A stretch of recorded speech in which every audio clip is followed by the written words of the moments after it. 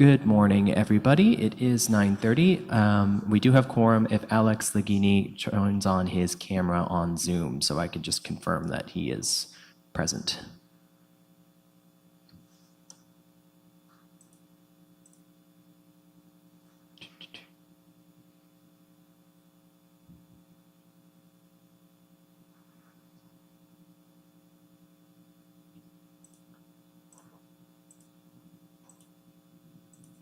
As I can't see Alex right now, we currently don't have quorum because I need to be able just to make sure that he actually is in the meeting. And he's actually dropped out of the meeting as well. So we currently don't have quorum. So if we'll just give Alex a couple seconds to turn on his camera and then we can get started, Madam Chair. My apologies.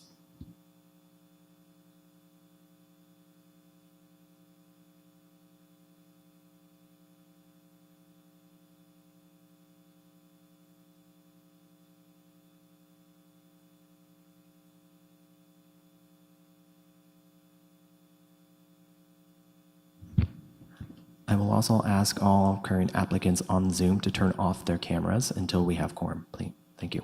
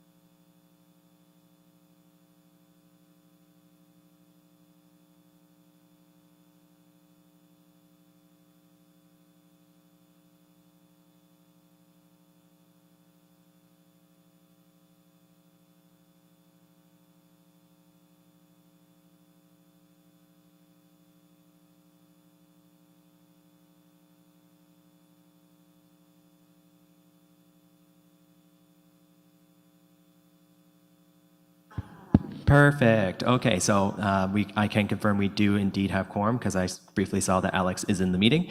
And so with all that, I can turn it over to you, Madam Chair. Good morning and welcome, everyone. So I'm going to call the meeting to order, and I need an approval for the agenda, please. Okay, Jen and Anne, thank you. And all in favor, I'm assuming. Okay. Next, we're on to confirmation of the minutes from the meeting of June 28th. So I need another mover and seconder. Okay, Jane and Anne, looks like you're tag teaming over here. Thanks. Any questions or corrections for the minutes, or they look all right to everyone? Okay, so we've all in favor passed them. Good. Any disclosure of pecuniary interest? Okay, seeing none, we'll move on to the next thing. We have no delegations, no briefings, so we're on to number 7, business. We have a pre-consultation for 36 University Avenue. I'm going to ask the applicant to begin their presentation. You have 5 minutes, and thank you.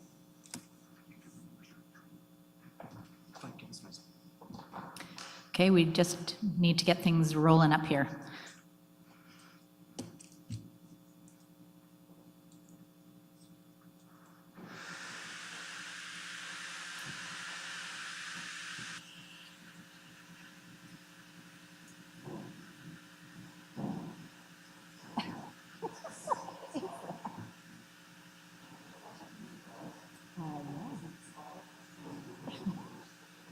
At least it's not firing stuff.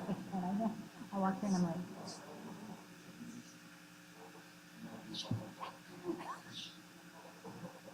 I know they've got to test them. I'm just glad they were done before the meeting. Oops.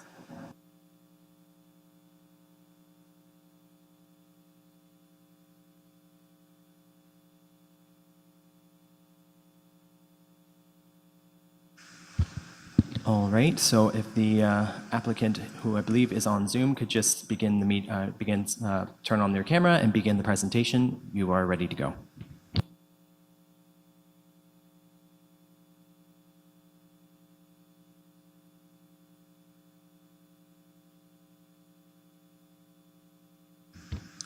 My apologies, Caroline. We cannot hear you.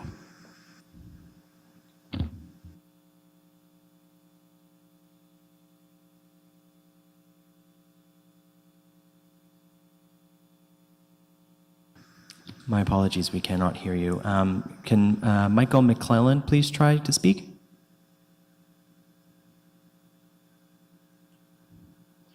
We're having problems. We can't hear anybody on the Zoom. Give us 5 moments, please. Thank you.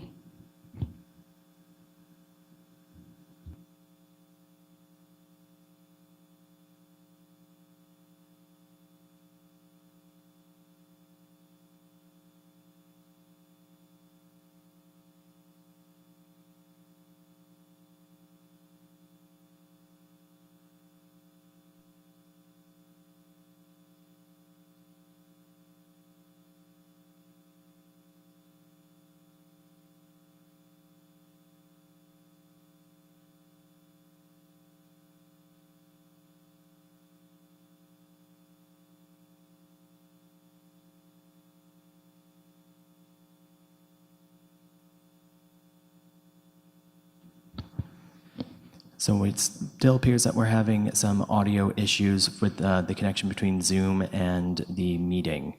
So, Michael, I think no, hold on. They're going to fix the audio issues. I believe, can you guys, we just heard Carolyn and Michael speaking. Can you guys hear us? We can hear you. And we can hear you. So you are good to go. Thank you. All right. Okay, great. Thank you for that, and I hope you can hear me well. My name is Michael McClelland. I'm a heritage architect working with KPMB on the Agnes Etherington project. It's a fantastic project. It's really amazing in the sense that it's bringing together both Western and Indigenous worldviews in one place. So this project is not only important for Kingston, but it's also important for all of Canada. We're very aware of the implications of doing this and the sensitivity of approaching it properly. This is a preliminary discussion as we're preparing now a heritage impact statement, which we will be submitting to the city in due time. Next slide, please. This is the existing conditions of the building, which you all know well. On the upper left-hand side, you see the entrance off Bader, and that will be maintained as the barrier-free access and key entrance off of Bader Street. On the top right-hand side, you see the Agnes Etherington Gallery. This building is recognized for its design value because it had a very evolved history, for its associative value connected to the families and to the art gallery itself, and also its contextual value related to the university. On the bottom, you see the bottom left-hand side, you see a general view showing the existing context. And on the right-hand side, you see an alteration which was done some decades ago. We are removing most of the 1970s, 80s, 90s, year 2000 kind of alterations that have happened, but we are retaining the existing heritage building intact and in situ. Next slide, please. So you see here, this is looking at it from a pedestrian level, what we've attempted to do is show the two buildings, the new piece and the heritage building, as quite distinct and separate. It reminds me a bit of what KPMB architects did with the ballet school on Jarvis Street, where it looked like a family photograph of all these different buildings. And this is a photograph of both the worldview of the Western culture and the worldview of Indigenous culture side by side. You can sort of see that the comparison we're drawing is to look at it as if it's a one-story building that's the addition with step backs related to the Agnes Etherington Gallery. And that's an intentional relationship between the two buildings. If you move up closer in the next slide, you see what we're actually doing is doing several step backs, so that what amounts to, in the end, the back of the building is a three-story building. As it approaches University Avenue, it's primarily a one-story building, about a 10-foot step back, and then a two-story building, another 10-foot step back. You can also see here the distinct relationship of the existing ex-Netherington Gallery with its two chimneys. They're all both being retained. And you can see it within the context now of a gentle indigenous landscape. The forms of the building are still under consideration. We're talking about it being an undulating and curvilinear kind of form in the new building, but we still haven't determined the full materiality of those forms. But we're hoping to work on several different scenarios where we can understand that better. Next image. So this is a view from the north side, where again, you see it from pedestrian, what the pedestrian would sort of see. With the standards and guidelines, we work with heritage buildings. The idea is that the addition should be subordinate to, compatible with, and distinguishable from the heritage building. And I think we've tried to achieve that fine balance in doing these things. You can sort of see here that what the key relationship on the street is the one-story addition piece, where the three-story position piece is reserved and set back. You can also see there that we've taken that, what I showed you earlier as a kind of glass punched out piece on the north side of the building will be turned into an entrance into the gallery. Next slide. I'm trying to do this all in 5 minutes, so I hope I'm not going too quickly for people. But again, this shows the context, the relationship between the two buildings. In this case, we may have removed a tree so you could actually see the building better, but it's hoping to be a fairly lush landscape, which goes right to the sidewalk. There's no retaining wall there at the sidewalk. And the two buildings are separated slightly by a courtyard or a kind of breathing space between the two structures. And we're finding that this, I think, is a really good working relationship between the two. I think the last slide I have, and again, I've gone fairly quickly, so I'm available to answer questions if you have them. If you show the last slide, this slide I know is a bit harder to read because it's a plan and it's a fairly detailed plan, but it shows it within the context of the university generally. And you can see that it reflects in certain ways to deal with certain things. So for example, on Bader Street, it becomes a little bit, the building becomes a little bit more rectilinear so that it makes a kind of entry gate between itself, the existing building, and Banrai Hall, which is a rectilinear shaped building. You can also see that the entrance will be on Bader Street, and you can see the courtyard kind of space in between the two buildings on University Avenue. That's basically what I want to present today, just so to show you these newer perspective sketches, to show you that the plan is advancing, to show you that the building, the heritage building is I think being fully respected and being fully retained in situ, that there are no major restorative elements we're considering at this point because the building's not in bad condition. But we think that we're providing a much more balanced integration of the new addition with a much increased usage of the site to create a much better art gallery for the citizens of Kingston. That's my presentation, and I'm willing to answer any questions. Or we actually have a team of people here. We have Bruce Kuabar from KPMB and others. We've got people from Catherine Riddell and Ben Huntley from my team, and we're here to answer any questions you might have. Thank you very much, Michael, for the presentation. So I'm going to turn it over to the committee for questions, and it looks like Jen's got her hand right up there, so the floor is yours, Jen. Hi, Michael. Great project. I'm excited. I really like the stepping of the building. I think that definitely lends to being more respectful for the existing gallery. The only thing that I have concern about is just the whatever ends up being railing on top. It looked like that area becomes sort of a patio. And I think just whatever ends up being the railing, just having it look like light, whether it's glass or just something, I don't know what else you do but glass, just so that it doesn't add that extra height and end up being and feeling higher than the adjacent building. But other than that, I'm really liking it. Thank you. Michael, did you want to respond? Thanks. Thanks for that comment. I have a very hard time hearing people in the hall, so I roughly got that comment. I think what I'd have to sort of say at the moment, because I don't want to misunderstand the comment, is that we will take that into consideration, and certainly the design is still in flux. There's still things happening, and I understand that you were concerned about the issues of railings, and I think we can definitely look at that. I don't know what else more I can say at this point, but I am having a hard time hearing your questions. Okay, Michael, we'll ask people to speak up a little bit more. So anyone else from the committee who has a question or comment at this point? Okay, Jane, over to you.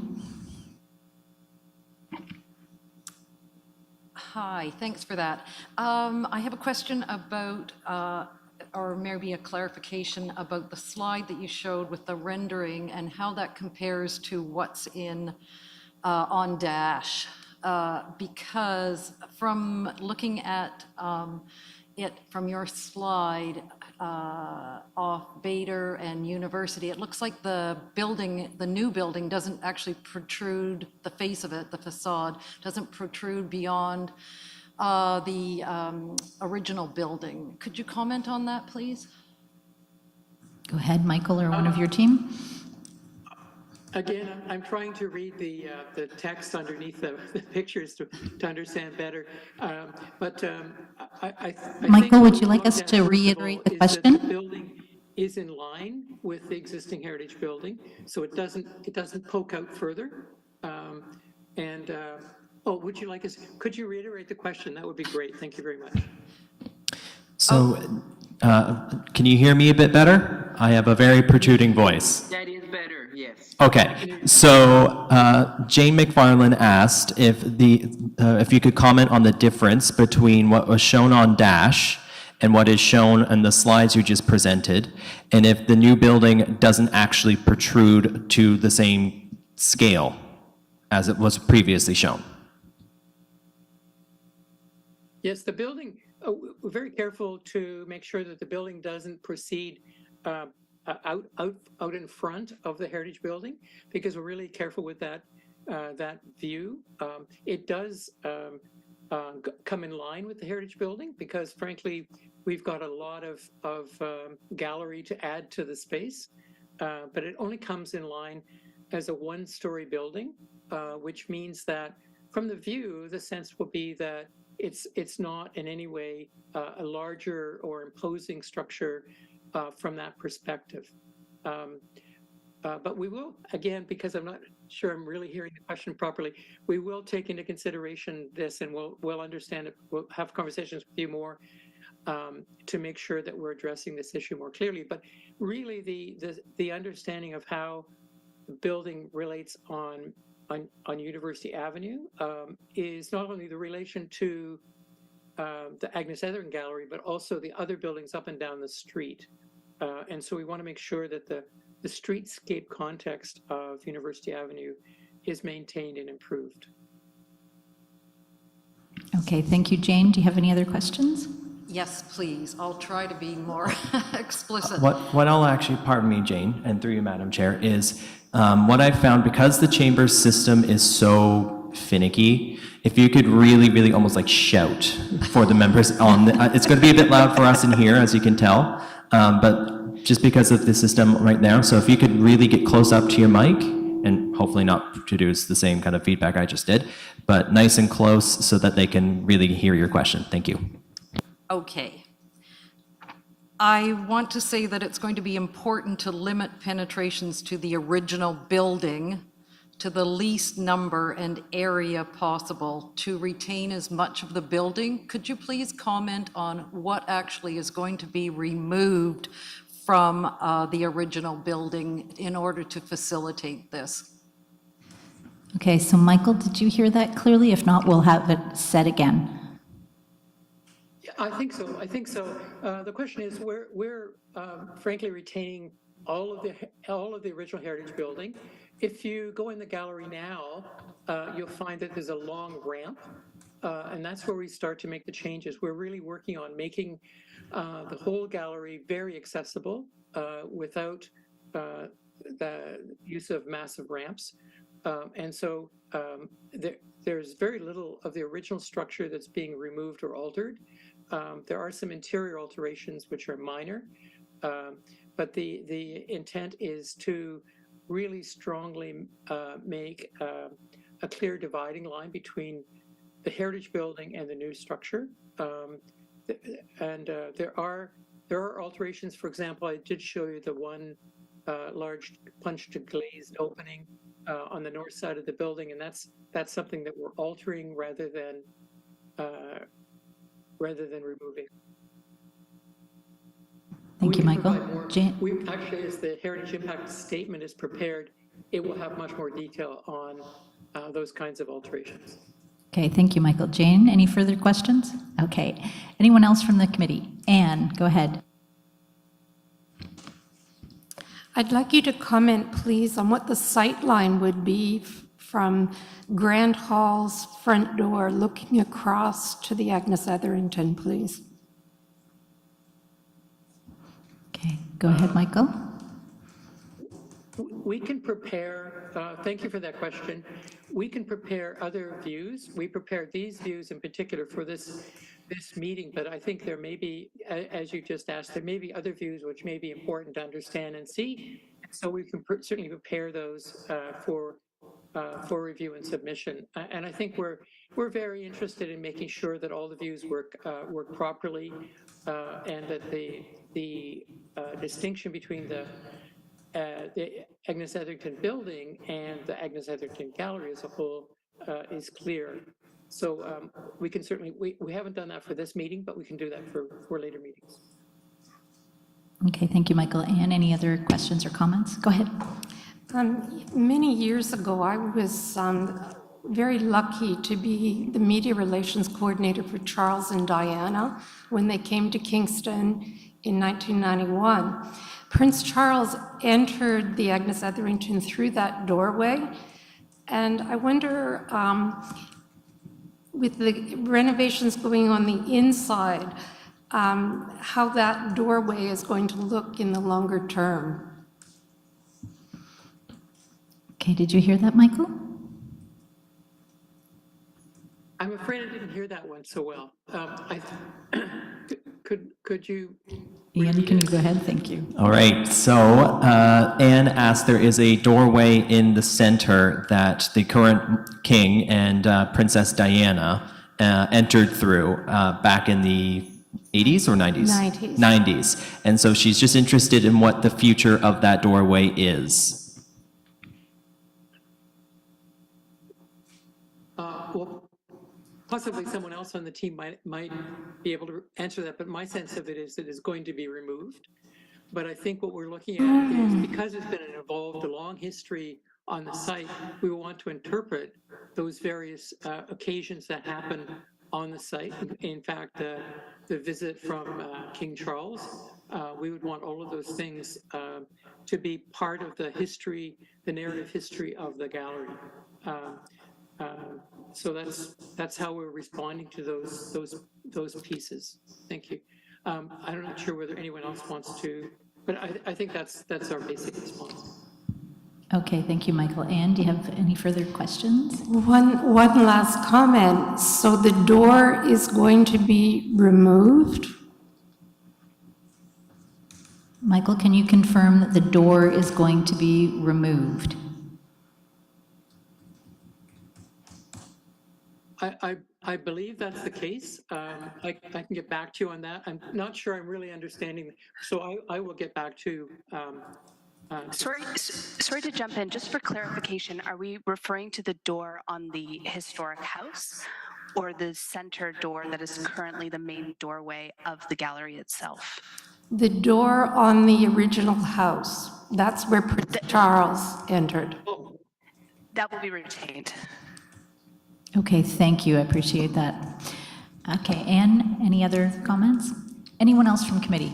Okay, Peter, go ahead. Sorry, your mic isn't on. Yeah. Thank you. Our concerns, to my feeling, are far more with the what you're calling the Agnes Etherington House.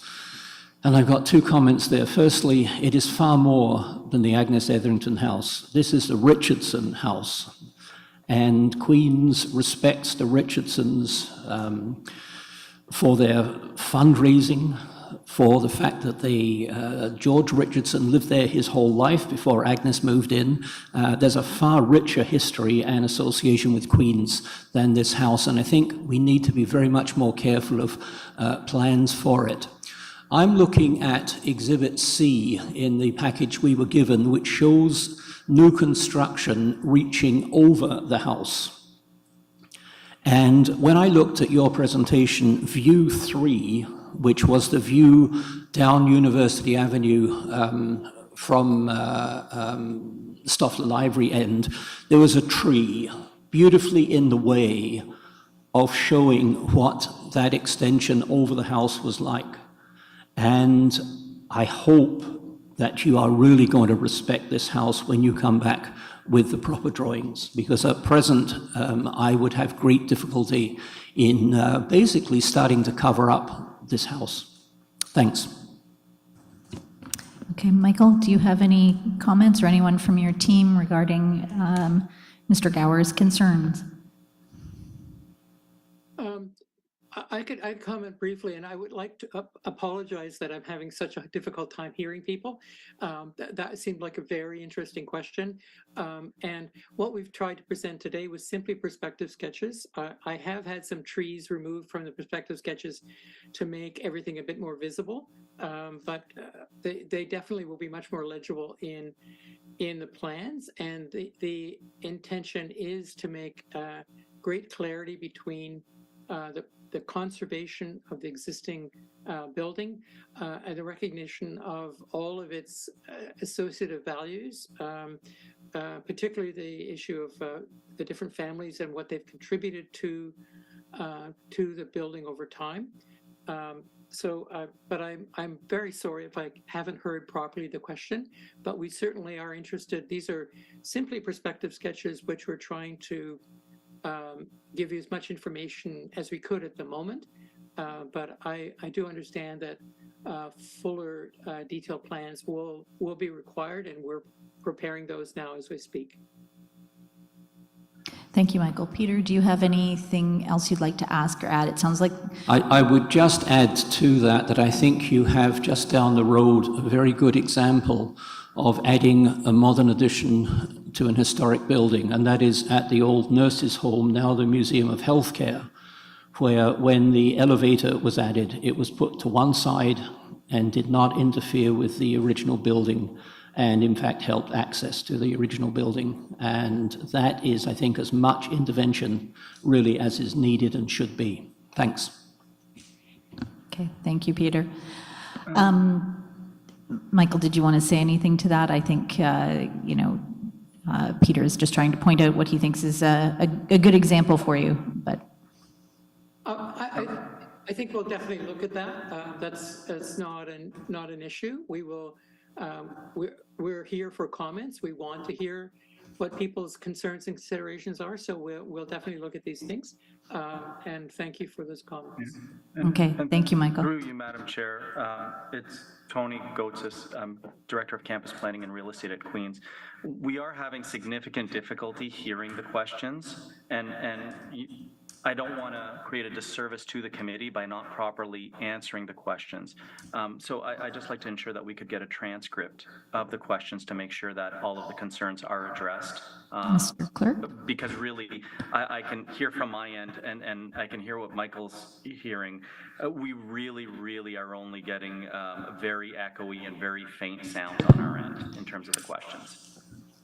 So thank you, and through you, Madam Chair, I have been taking the notes and the minutes, and so I will be able to send you, after the meeting, the questions that the members asked.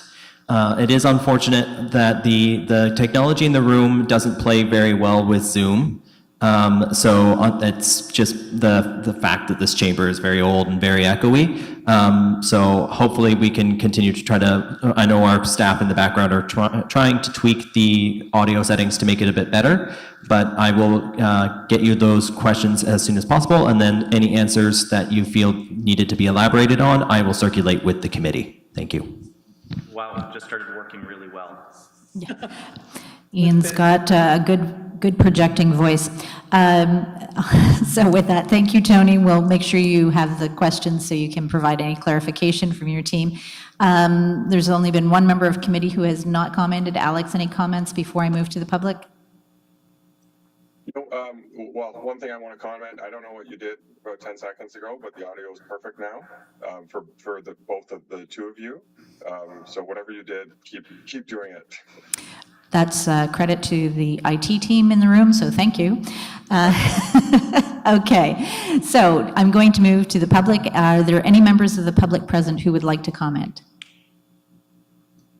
Okay, please step forward, Don. I think you know what to do.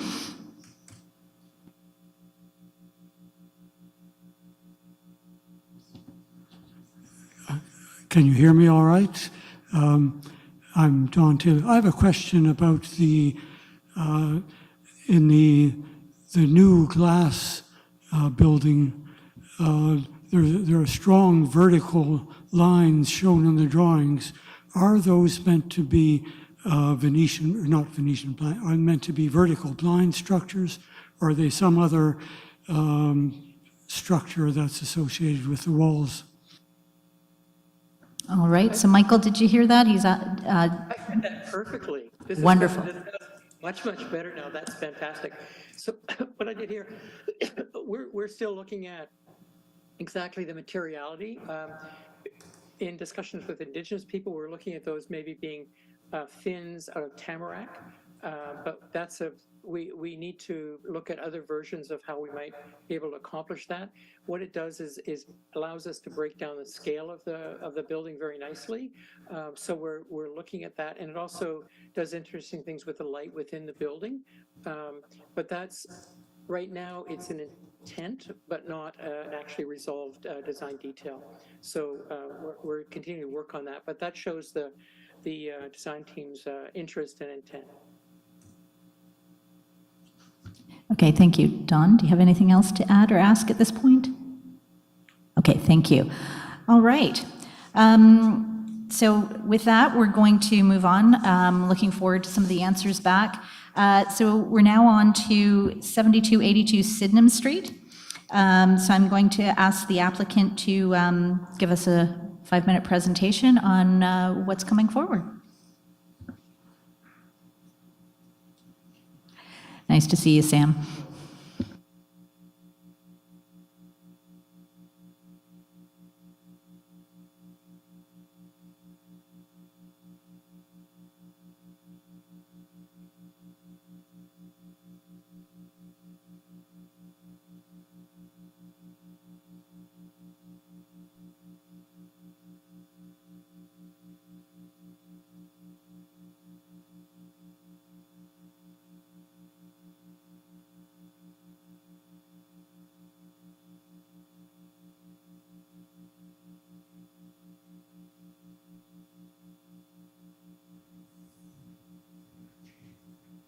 Oh, they'll change it for me? Okay, great.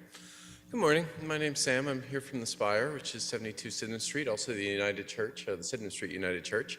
I'm presenting today a plan for an enhancement of our main space. It's the sanctuary, also now called the Performing Arts Space. So about 16 years ago, a little bit of background, the congregation discovered that they wouldn't be able to support the facility into the distant future. So a large amount of renovations took place, offices were built, the community was invited in, and it's become a community cultural hub that's quite busy. We see about 120 people per day.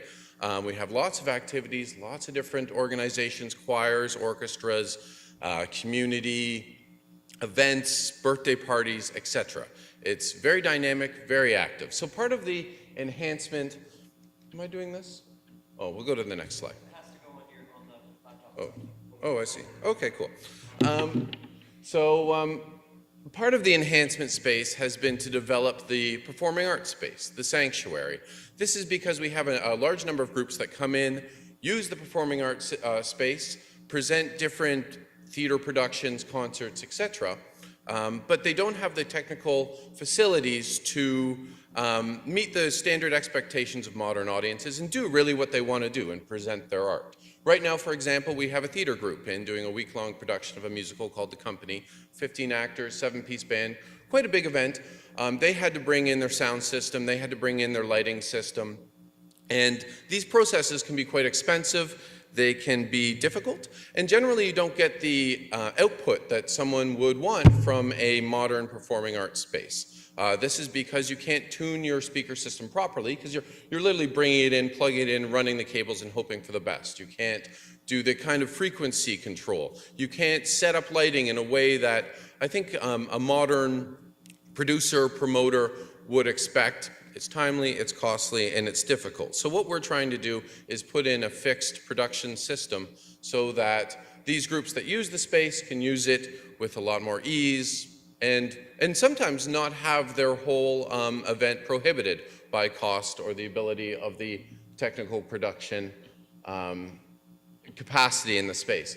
So this has been quite a collaborative process. We've brought in professionals from the industry. We've talked to the various users of our building and tried to discover and come to terms with the type of system that we can provide that meets everybody's expectations and works well for what we're trying to get out of the space and do. And I should say that really the whole purpose of this is an act of preservation. It's to develop an income stream that will help support the building for decades and generations to come. So that's really the whole purpose of all of the enhancement process. It is to invite the community in and become more interactive in the city of Kingston, but it is also to preserve this space because it's very difficult for a congregation that's really gone down to about 50 people to support a building that needs constant upkeep, limestone, a spire, etc. So the systems that we're putting in are, well, I guess there's 4 different categories. There's sound, lighting, projections, and then an audio booth. And that's what I'm going to be talking about today. So the first is our sound system. So right now we're looking at what's called a column array system. I'm happy to talk about in the question period about why a column array is the kind of choice that we've made. We have narrowed it down to 3 different suppliers. So what you're looking at is a Meyer column array system. It's great. They're sourced out of Brockville.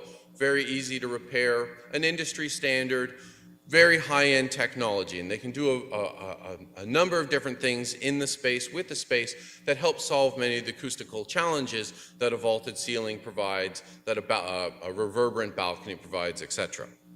So this column array system would be hung next to the main chancel area. So you can see it lifted in the air. This is the column array system provided by Meyer. It's not necessarily the actual column array that we would be going with, but it provides a good example of what a column array looks like, and by the time we're making our actual application, I'll have an image here with the actual column array that we would be using, but it should look something like this.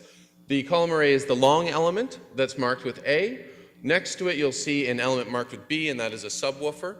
We'll be putting subwoofers through the space. Each production company that we're working with is suggesting different sizes, different numbers of subwoofers, but we would likely want to mount one right next to the speaker and have the rest placed through the space. Now these speakers, and really every element that I'm going to show you, is colored as best as we can to the walls. Some exactly, and some as best as we can using RAL colors, which can be abstractions of maybe what the actual color is. That's probably the wrong word, but something slightly, or as best as we can, like the color. And that would be the case with the speakers. So those are colored, they're hung. You can see item C is an under balcony speaker. This is about a 1.5 feet by 8 inches. And these would be mounted, 4 to 6 of them, underneath the balcony area so that we can get audio to that area. And the purpose of this audio system, the purpose of these column arrays, is to get audio equally spread out through the space and help with sound reinforcement. Excuse me for a second, rock. Sam. Yes. I'm just going to interject.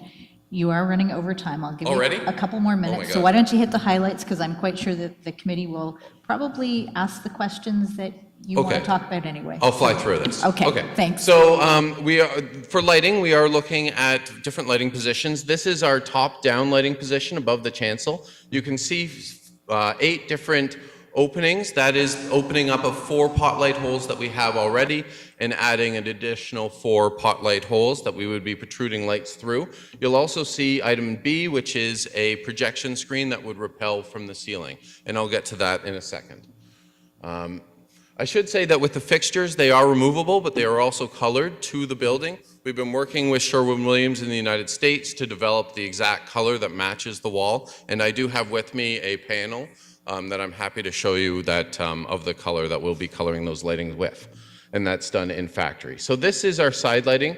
This is mounted on our columns. There are already collars like this mounted on the columns. However, these would help get the lighting up and out of the reach of the audience members. These lights run quite hot, so getting them up and out from the audience reach is quite important. These are removable. I should say these drawings were all done by McNeely Engineering. We are working with architect Michaela Hughes, particularly on the booth, but she is part of the enhancement committee that's putting this all together, and we have engineers and a number of other people. Some of the main people in these committees doing these enhancements are in a supplementary document that I sent out that I maybe get passed around. So this is our front lighting. This is the installation of ladder lighting fixture positions on either side of the outside of the buttresses at the rear of the house. So these are permanent installations. The pipes are colored the same color of the walls. Those ladders are perpendicular to the wall to help hide them, but they are necessary as we need to get technicians up and down there. And again, those have been designed by McNeely Engineering. This is a center buttress column, center buttress. So, Sam, excuse me, I'm going to have to cut you off. Okay. But that's okay. Okay, What that's we're the going to end. do is we'll move to questions. If you stay up there and there's a slide you'd like to put up to answer a question, please feel free to do that as we move through the questions, okay? So thank you. So I'm going to move to committee for questions. And does anyone have a question for Sam? Okay, Jane, go ahead. I'd like to, sorry, apologize for not making it to the site visit, but I was out of town when it was scheduled. I really appreciate being sent the June 20th preparation that you've made for the site visit. That was really helpful. So I read it all over. But I do have a couple of questions. And the first one is about the attachment points for the speakers. I know that working in old plastic, I just don't know how you're going to attach them so that they're going to stay there. So what's the plan for that? And then moving forward on attachment points, the ladder, like the speakers are fairly static, but the ladder is going to have shifting weight going up and down it. So I'm really concerned about that, and I wondered if you could address it. Thanks. Yeah, so we were concerned about that as well. So which is why we brought in McNeely Engineering to discover what we could attach to and how it was attached. So he's done some discovery on those buttresses. They are stone, so he's quite sure with drilling into them epoxy and then bolting a plate to to the ladder positions that those can be held sturdily. We have also brought in 3 different technical production companies to look at hanging those speakers in the, I guess it would be the proscenium position next to the outside of the chancel, and they're quite sure that they can mount those as well. And they'd be mounted with brackets and then removable from those brackets. Thank you, Sam. Jane, do you have some more questions? Yes. So I'm just thinking about the masonry policy, and are you going to be able to, instead of drilling into the limestone, do you think you'll be able to find the masonry spaces, I forget what you call it, so that you could attach through those? I don't know if the engineering company can do that, but that would be the recommended. Yeah, so with the proscenium side speaker hanging positions, likely yes. With 2 of the different units that we're looking at, the CAL, and why we've started moving away from that, the amps are in those speakers. So that makes them considerably heavier. With the other two options, the amps are outside the speaker, so we have a much lighter speaker, which we're moving to because it will allow us to just fix into the masonry position we believe so far.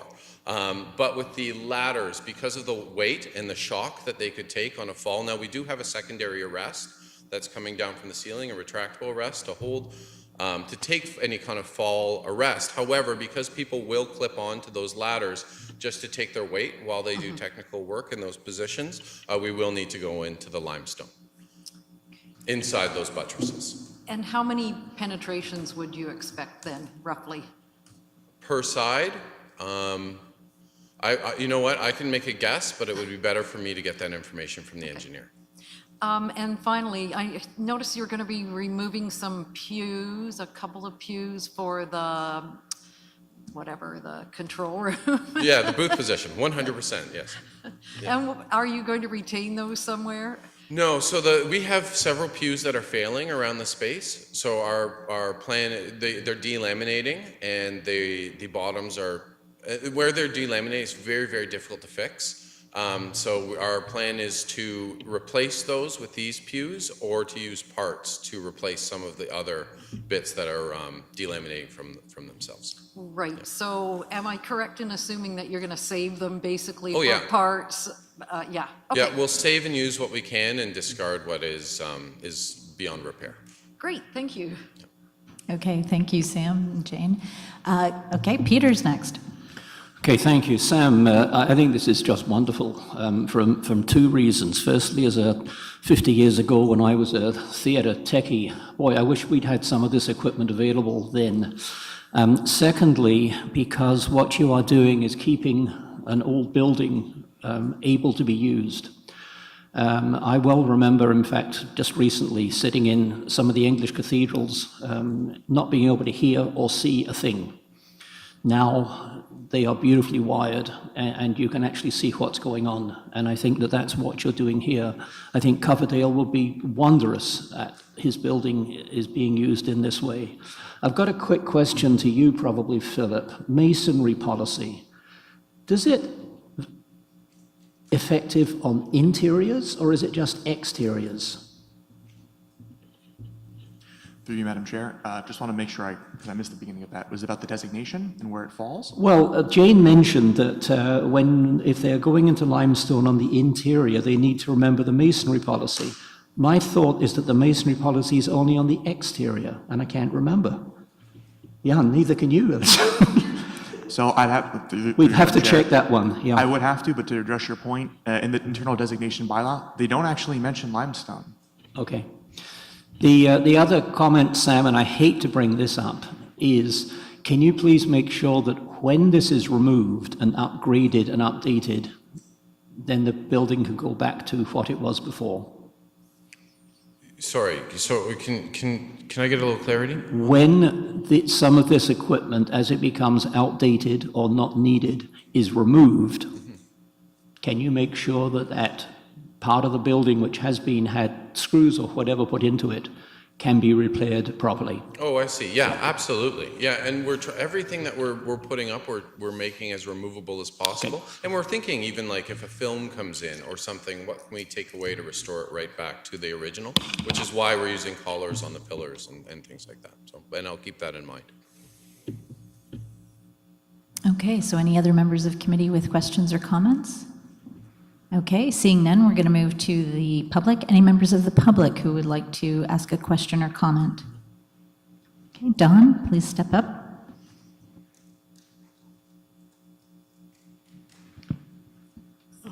Yes, thank you. I understand the need for new lights and new speakers, and I have no problem. I think they can blend in with the interior very well. But I do have doubts about ladders. They are not part of the usual interior of historic buildings, and I would suggest that there should be alternatives to permanently mounted ladders. People have been servicing lights and so on for many decades using portable ladders or lifts or whatever. But anyway, that's just a suggestion. Yeah, originally this was ladderless. The reason we put in the ladders is because of the slope of the floor at that position. It's a gentle slope, but it's meaningful when you're on an extension ladder quite high up. We also have radiators in the positions where a ladder would need to go, so we would need to remove those radiators. They're quite helpful, obviously, for heat, but there is also an aesthetic benefit to them. So there's also a safety issue with extension ladders. We felt that with a fixed ladder, it's safer. It's still, to get to that ladder, you still have to get to it off an A-frame ladder. They start at about 7 feet. So the ladders don't ascend to the ground. So it was the choice of using those ladders, like it wasn't, it came out of consultation and with technicians and with, taking an extension ladder to the space and seeing how it would actually fit in. And so that's why we've gone with the built-in ladders, and we hope that their position as being perpendicular to the wall will at least keep them hidden. And because we're painting them the same color of the wall, we hope that will also reduce their visibility. But they're definitely not a great answer, but they're the best answer I think that we can come up with for access and ease of use and things like that. Okay, thank you very much, Sam. And thank you for the presentation as well as the opportunity to visit your site. I think we're all looking forward to seeing how it progresses. And I appreciate your time. Thanks. Okay, so we are moving on now on our agenda. So we are over to, let's see, no policy development and implementation issues, no Stream 2 permits. We're on to our Stream 3 permits. And I'm going to ask staff to introduce 239 Main Street, please. Thank you, Madam Chair, and through you. The subject property, as you had just said, is at 239 Main Street, located on the northwest side of Main Street and Wellington Street. The property was designated under Part 5 of the Ontario Heritage Act as part of the Village of Berryfield Heritage Conservation District. An application for alteration under Section 42 of the Act has been submitted to request approval to rebuild and restore the north chimney with historically appropriate red brick and by using historic photographs to guide the restoration. Upon review of the submitted materials, as well as all the applicable policies and legislation, staff is recommending approval of the proposed scope of work that is subject to the conditions outlined within the associated report. Thank you. All right, thank you. Is the agent or applicant here? Do they have anything else to add if they are? Okay, please step forward. So just state your name for the record and go ahead. Hello, it's Eric Walton. I'm the applicant. I just want to thank you for expediting this proposal. The reason we're doing it is because there's been probably over the last 20 years a leakage problem on both sides from the chimneys, and we've tried to purge it, but really it's not effective. So we spoke with Greg Sims, who just lives down the road, and he recommended we fix them. And we have Matthew McCartney, who's given us a quote, and I think he's well versed in this kind of heritage repairs. That's all. Okay, thank you. So I'm going to go to the committee for questions. So does anyone from committee? Peter, you're up first. Just briefly, all my mind can think of at present is Bob Cardwell. Because if Bob was still on this committee, he would by now have dived under the desk, gone through his bag and picked up a photograph saying, your picture isn't actually the original chimneys. I've got this picture here. So thank you for bringing an earlier picture in, and I hope that you'll carry on looking just to make sure, obviously you're going to go ahead with the project, just to see if in fact these are the original chimneys, and I don't know what Craig said about those, but otherwise good luck and thank you for looking after these old buildings in Berryfield. Thank you. Thank you, Peter. Anyone else from the committee? Okay. Seeing no one else, is there anyone here from the public who has questions or comments regarding this? Okay, seeing none. So I need someone to move the motion to support approval of these changes with the conditions. So can I have a first and a second? Anne and Jen? All in favor? Wonderful, and that carries. Okay, so we are on to our next item of business, which is 53 William Street. So I'm going to ask staff to introduce the application, please. Thank you, Madam Chair, and through you. The subject property is at 53 William Street and is located mid-block on the north side of William Street between Wellington Street and King Street East. The property was designated under both Part 4 and 5. Part 4 was enacted in 1984, and it is designated under Part 5 as part of the Old Sydenham Heritage Conservation District. The subject property has one of the largest front yard setbacks in Old Sydenham Heritage Conservation District, with the heritage building being located at the rear of the property and has a large landscaped front yard. An application for construction under Section 42 of the Act has been submitted to request approval to construct a 337 square foot or 31.3 square meter, one-story rear addition to the existing residence, to also build an unenclosed wood deck, and to change the roof material on the entire residence from asphalt shingles to a dark gray standing seam metal roof. I would like to note that the request for approval to alter the front vestibule is no longer being sought as part of this application. Upon review of the submitted materials, as well as the applicable policies and legislation, staff is recommending approval of the proposed scope of work, subject to the conditions outlined in the associated report. Thank you. Thank you very much, Nikki. So we're going to move over to committee for, is the applicant or agent present to make comments? Please step forward and to one of the microphones, state your name, and you have 5 minutes.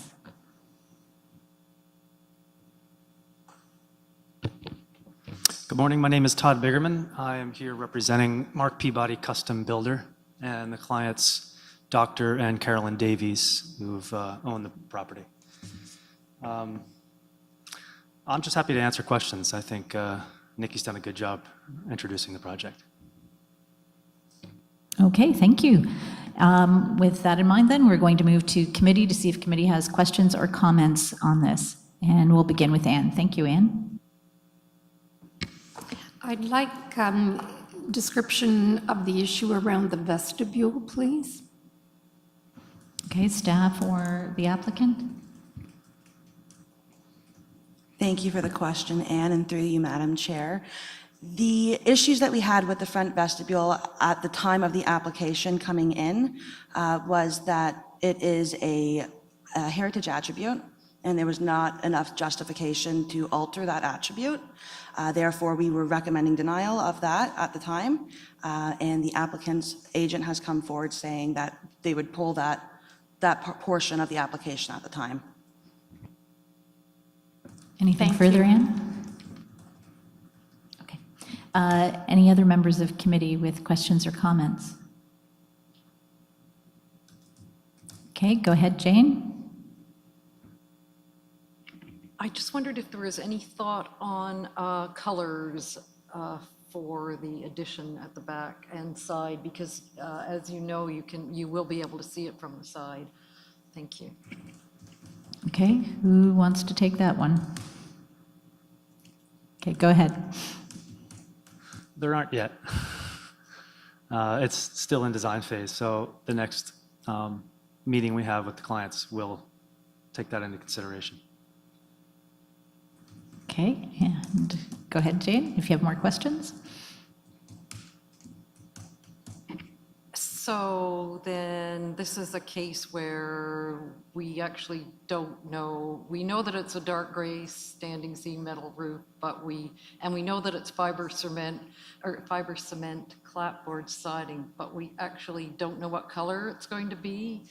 Can staff comment on that? Go ahead. Thank you, Jane, for your question, and through you, Madam Chair. After discussion with Mark Peabody and Todd Biggerman over here, we have, unfortunately, we don't have a determined color at this time, but all finishes and color choices that we come with shall be sympathetic to the heritage buildings. Okay, go ahead. Anything else, Jane, you'd like to ask? Okay. Anyone else from committee have questions or comments on this? All right. Seeing none, then we will go to the public. Any members from the public who would like to ask any questions or comment? Okay, Dawn, please come forward.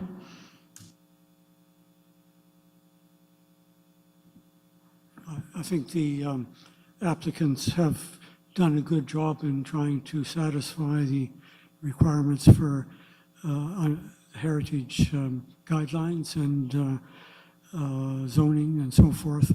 I thought I should, well, by way of context, I should say that we used to live in that house.